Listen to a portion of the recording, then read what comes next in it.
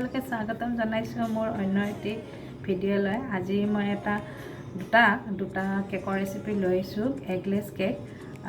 মোৰ ছোৱালীজনীৰ বাৰ্থডে আছিল দুদিনমান আগতে, মানে 17 ছেপ্টেম্বৰৰ দিনাখন, বিশ্বকৰ্মা পূজাৰ দিনাখন।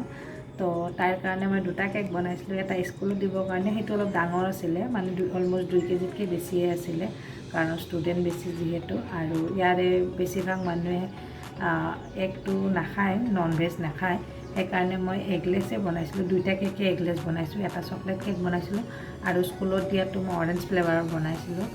আৰু মই দুইটা কেক গেছত বনাইছোঁ। তো ডাঙৰ কেক এটা গেছত কেনেকৈ বনালোঁ তাৰে ভিডিঅ' আজি আপোনালোকৰ লগত লৈ আহিছোঁ। তাৰে লগতে মই দুটামান ক্লিপ দিছোঁ, বাৰ্থডে চেলিব্ৰেশ্যন কেনেকৈ কৰিলোঁ। তো ভিডিঅ'টো প্লিজ আপোনালোকে চাব বুলি আশা ৰাখিলোঁ। তেনেহ'লে বলক আমি ৰেচিপিটো ষ্টাৰ্ট কৰোঁ। এইটো 2 টায়াৰৰ কেক, যিটো স্কুলত দিছিলোঁ। মই বাৰু এক্সপাৰ্ট নহয়, লাহে লাহে শিকি আছোঁ, একদমেই বিগিনাৰ্ছ হয়।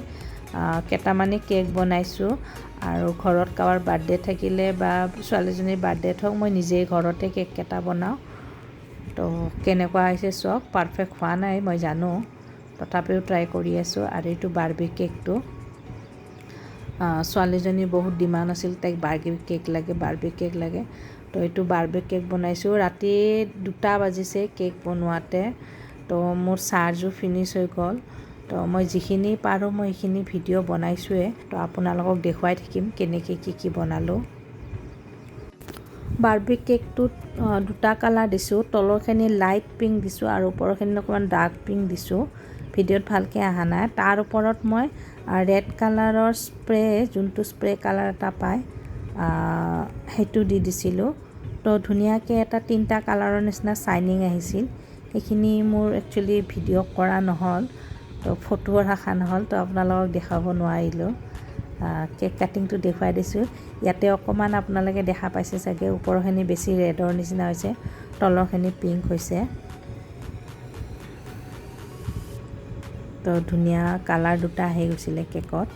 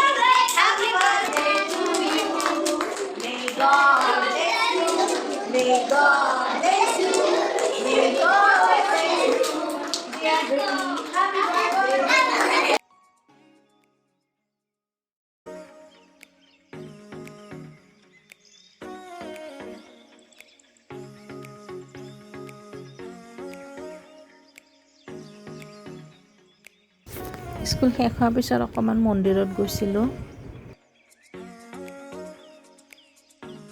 ডিনাৰতে 2জনমান মানুহ মাতিছিলোঁ, বেলেগ তেনেকৈ বেছি মানুহ একো মাতা নাই। তাৰে কাৰণে পায়স, এইটো মিক্স ভেজ, আৰু এখন মলাই পনীৰ, আৰু এইটো বাৰ্বি কেকটো চকলেট ফ্লেভাৰ। ভেজ মঞ্চুৰিয়ান বনাইছিলোঁ, শেষ হৈ গ'ল, ফটো মাৰাই নহ'ল। আৰু এইটো ভেজ চিকেন বিৰিয়ানী, আৰু দহি বৰা, আৰু পোলাও বনাইছিলোঁ, পুৰি বনাইছিলোঁ, আৰু মিঠাই কিনি অনা আছিল, আৰু স্নেক্সতো কিবা কিবি আছিল, কিন্তু একদম ভিডিঅ' বনোৱা নহ'ল। যি কি নহওক, তেনেকৈ সৰুকৈ চেলিব্ৰেশ্যন কৰোঁ। তেনেহ'লে বলক এতিয়া আমি ৰেচিপিটো ষ্টাৰ্ট কৰোঁ। মই 2 কেজিৰ কেকটো বনাবৰ কাৰণে মইতো 240 ml কাপ হয়, সেইটো কাপেদি 4 কাপ লৈছোঁ, কাৰণ আধা কেজি বনালে আমি 1 কাপ লওঁ, তো সেইকাৰণে 4 কাপ লৈছোঁ। আৰু এয়া মই বেকিং পাউডাৰ দিছোঁ 3 চামুচ, আৰু অকণমান বেছি দিছোঁ, 4 চামুচ দিয়া নাই, 4 চামুচো দিব পাৰে আপোনালোকে। আৰু এইখিনি মই চালি এতিয়া ছাইড কৰি ৰাখি থৈ দিম। এতিয়া মই বাকীখিনি ইনগ্ৰেডিয়েণ্ট লৈ লৈছোঁ, লিকুইড ইনগ্ৰেডিয়েণ্ট। এয়া মই ৰিফাইন তেল 1 কাপ লৈছোঁ ফুল, 240 ml, আৰু চেনি 2 কাপ লৈছোঁ। চেনিৰ আপোনালোকে পাউডাৰ চুগাৰটো ল'ব পাৰে, মই নৰ্মেলটোৱে লৈছোঁ, গুলি কিনে মই গলাই ল'ম এইখিনি। আৰু ইয়াতে মই দৈ দিছোঁ 1 কাপ, সেই ডাঙৰ কাপটো দিয়ে মই একে জোখতে লৈছোঁ চব। 240 ml কাপ হয় এইটো আৰু মই ইয়াতে অকমান গাখীৰ লৈছোঁ গাখীৰত মই এই 1.5 চামুচ বেকিং সোডা দিছোঁ আৰু এইখিনি মিক্স কৰি সাইডত থৈ দিছোঁ আৰু মই এতিয়া এইখিনি পুৰা একদম চেনিখিনি গুলি যোৱালৈকে ঘুটি লম ভালকে মিক্স কৰি লম এতিয়া মই চৰিয়াটোতে আটা ময়দাখিনি লৈছোঁ গোটেইখিনি লোৱা নাই অলপ অলপকৈ লম গোটেইখিনি একেলগত মিক্স কৰিলে বেয়া হ'ব তাৰে লগত লিকুইডখিনি মই অলপ অলপ কৰি মিক্স কৰি যাই থাকিম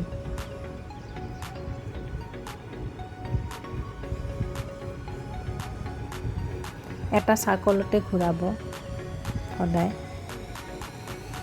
এইখিনি হৈ গৈছে মই এতিয়া ইয়াতে গাখীৰ দিম গাখীৰখিনি গোটেই দি দিম আৰু অকণমান ঠিক খোৱা যেন পালে গাখীৰ আৰু অলপ দিব পাৰে মই এইটো অৰেঞ্জ ফ্লেভাৰৰ দিছোঁ 2 চামুচ অলপ কম দিছোঁ 2 চামুচ দিয়া না কাৰণ এইটো বহুত ষ্ট্ৰং হয় মই যেটো দোকানৰ পৰা আনিছোঁ ষ্ট্ৰং দিছে সেইকাৰণে 2 চামুচ নালাগে অলপ কমাই দিছোঁ এইখিনি মিক্স কৰি ল'ম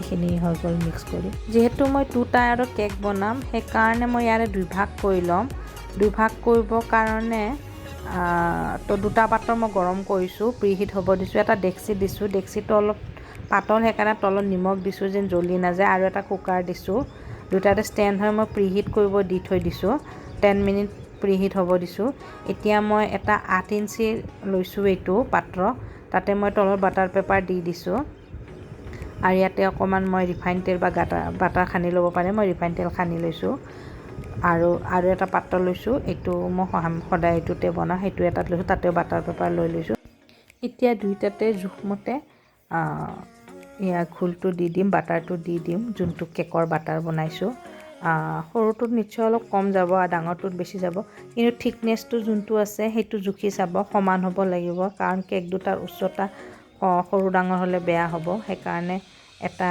জোখ লৈ ল'ব যে কিমান থিকনেছটো আছে বা টুথপিক এডাল দি জুখি চাব পাৰে যোনটো ওখটো সমান হ'ব লাগিব দুইটা অকমান টেপ কৰি দিম আৰু এতিয়া মই দুটা ইয়াতে বহাই দিম এই তলত দিয়া নিমখখিনি একদমেই বেয়া হৈ নাযায় সেইটো ভাজি যাব ধুনীয়াকৈ নিমখটো সেইটো নিমখ আপোনালোকে পিছত ব্যৱহাৰ কৰিব পাৰে খাবও পাৰে এতিয়া এইটো ইয়াতে বহাই দিলোঁ আৰু সেইটো কুকাৰত বহাই দিম আৰু ডেক্সিত ঢাকনখন মাৰি দিম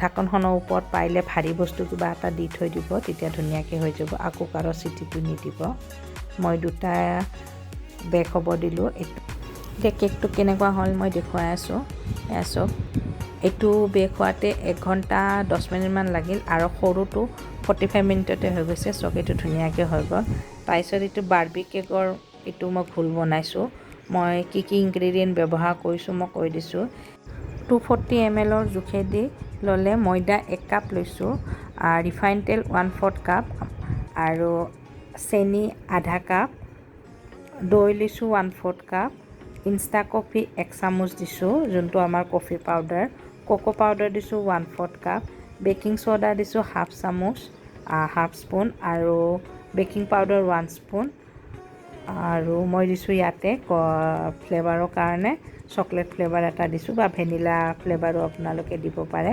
এতিয়া প্ৰয়োজন অনুসৰি গাখীৰ দি এই গোটেইখিনি ধুনীয়াকৈ মিক্স কৰি লৈছোঁ মিক্স কৰি কিনে মই সেই একে পদ্ধতিতে কুকাৰত বেক কৰিছোঁ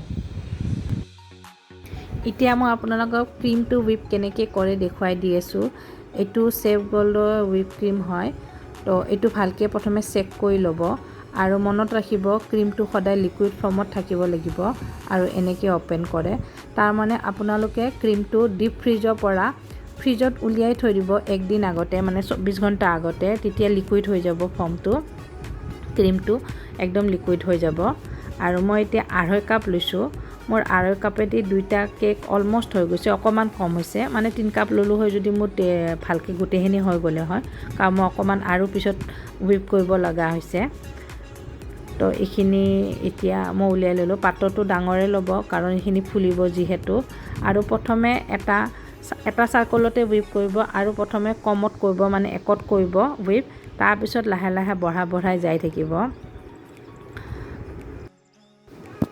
আৰু যদি বতৰটো গৰম থাকে তেনেহ'লে আপোনালোকে তলত এটা ডাঙৰ পাত্ৰত আইচ লৈ ল'ব, তাৰ ওপৰত ক্ৰীমখিনি দি হুইপ কৰিব, কাৰণ ক্ৰীমটো যেতিয়া হুইপ হয় ঠাণ্ডাই কৰিব লাগে। ইয়াতে কালি সিদিনাখনে বতৰটো ভাল আছিলে, ঠাণ্ডা বতৰ আছিলে, সেইকাৰণে মই তলত লোৱা নাই, ডাইৰেক্ট এনেকৈ হুইপ কৰিছোঁ আৰু মোৰ ধুনীয়াকৈ হুইপ হৈ গৈছে। গৰম বতৰত অলপ দিগদাৰ হয়। মই আগতে হাতেদি হুইপ কৰি কিনেও কেক বনাইছোঁ, মই আপোনালোকৰ লগত ফটোখন ওপৰত শ্বেয়াৰ কৰি দিছোঁ, চাই ল'ব। 45 মিনিটমান লাগে হাতেদি মানে মিক্সাৰেদি হুইপ কৰোঁতে। হয় ধুনীয়াকৈ কেক, নোহোৱা নহয়, খালি হাত চাত গোটেই বিষাই যায় আৰু মানে অৱস্থা নোহোৱা হৈ যায়। মই বহুতকেইটা কেক বনাইছোঁ হাতেদি হুইপ কৰি, তেতিয়া মোৰ ব্লেণ্ডাৰ নাছিলে, মই পিছতহে এইডাল কিনিলোঁ। আৰু হুইপ কৰা ক্ৰীমখিনি যিখিনি ৰৈ যায় সেইখিনি ধুনীয়াকৈ আপোনালোকে এয়াৰটাইট ডাব্বাত যদি থৈ দিয়ে কমচে কম 2 মাহ 3 মাহলৈকে ব্যৱহাৰ কৰিব পাৰিব, মানে ৰৈ যোৱা হুইপ ক্ৰীমৰ পেকেটটোৰ কথা কৈছোঁ মই। আৰু এয়া হুইপ ক্ৰীমৰ পিছটোও 3-4 দিনলৈকে ফ্ৰিজত থাকিলেও খাব পাৰে, ব্যৱহাৰ কৰিব পাৰে, একো নহয়। এয়া চুক ধুনীয়াকৈ ফুলি উঠি আহিছে।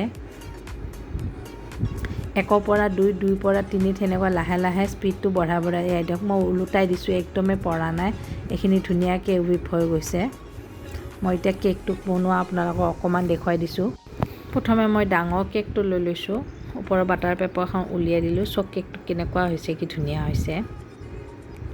এতিয়া মই এইটো কাটি ল'ম, 3 ভাগো কৰিব পাৰে, মই 2 ভাগ কৰি লৈছোঁ, কাৰণ বাচ্ছাই খাব যিহেতু, ইমান ক্ৰীম খোৱাটো ভাল নহয়, মই সেইকাৰণে 2 ভাগ কৰি লৈছোঁ, 2টা ভাগতে ক্ৰীম দিছোঁ।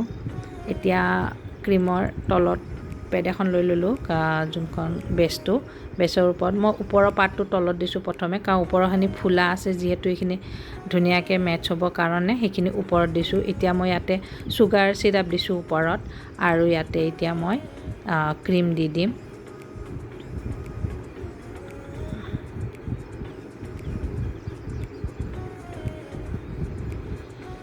হুইপ ক্ৰীম দি দিছোঁ।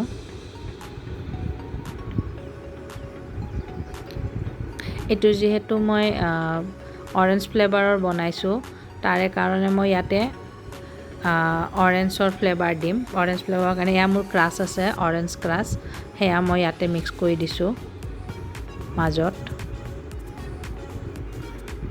আপোনালোকে ইচ্ছা কৰিলে অৰেঞ্জ ফ্লেভাৰটো ক্ৰীমতো দি দিব পাৰে, মই দিয়া নাই আৰু ক্ৰীমত, ডাইৰেক্ট এয়া ক্ৰাছতে দি দিছোঁ।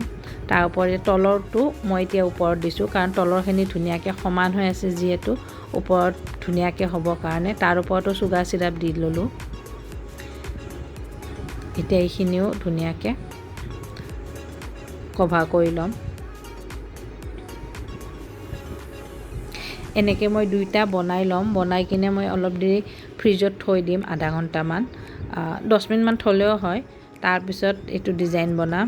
একচুৱেলি মোৰ মোবাইলত চাৰ্জ নোহোৱা হৈ আছে, তো মই ভিডিঅ' বনাব নোৱাৰিম এতিয়া, ৰাতি 2টা বাজিলে।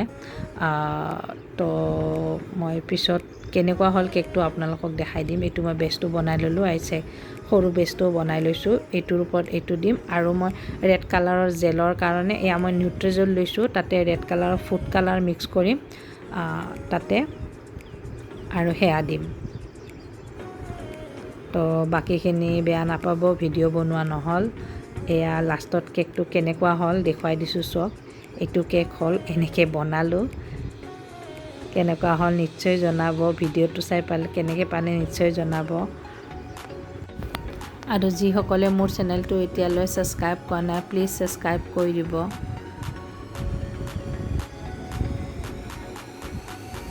আজিলৈ আহিছোঁ, বা